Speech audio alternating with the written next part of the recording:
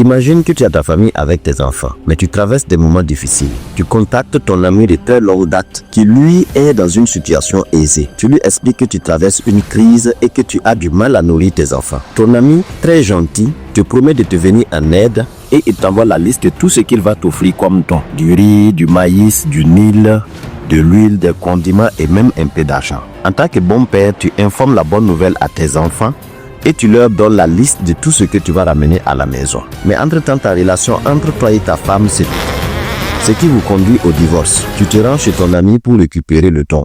Arrivé, il te présente le don qu'il a bien stocké, mais te fait comprendre que tant que tu ne te réconcilies pas avec ta femme, il ne te donnera pas à manger pour les enfants. Tu lui fais comprendre que la séparation entre toi et ta femme est définitive et il n'y a pas de réconciliation possible. Ton ami te dit encore que avant qu'il ne te donne la nourriture pour tes enfants, il faut forcément que tu aies une femme mariée à la maison. Tu fais comprendre à ton ami que présentement, avec les difficultés que tu as, tu ne peux pas d'abord penser à un mariage, mais tu le feras plus tard quand les conditions vont s'améliorer. Ton ami, qui est le bon tonton de tes enfants, prend son téléphone et appelle tes enfants. Il informe à tes enfants que la nourriture est bien disponible, mais la condition est que leur père ait une femme à la maison. Ainsi donc, ton ami te renvoie les mains vides chez toi.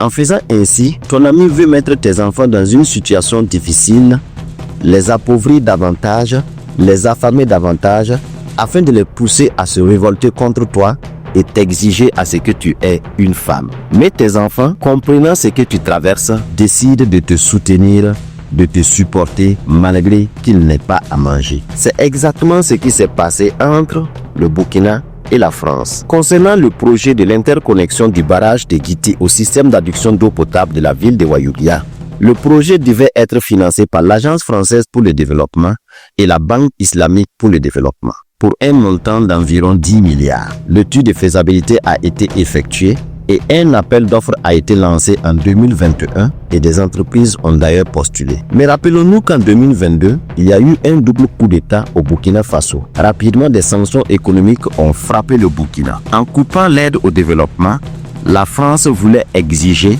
l'organisation des élections. Et si le peuple est affamé, si le peuple traverse des difficultés, si le peuple est asphyxié, il pourrait se révolter contre le régime en place et exiger l'organisation des élections.